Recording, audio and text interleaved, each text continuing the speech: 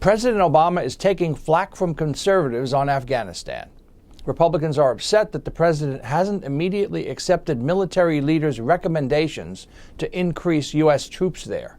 Top U.S. and NATO commander in Afghanistan, General Stanley McChrystal, says the situation is deteriorating and a surge of U.S. troops is needed. McChrystal is recommending 40,000 more troops, which would place the American force at 108,000. Among those pushing for Obama to act quickly is Representative Eric Cantor of Virginia, a top Republican in Congress.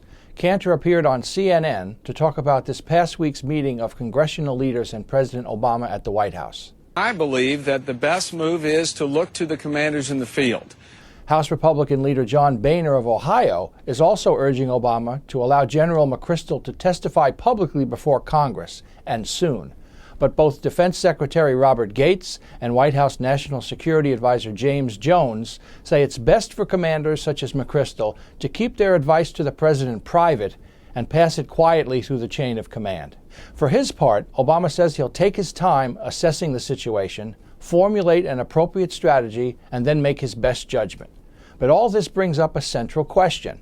Should a commander-in-chief always follow the recommendations of his military officers in the field? Perhaps the most famous example was in April 1951, when Harry Truman fired General Douglas MacArthur as commander of UN forces during the Korean War.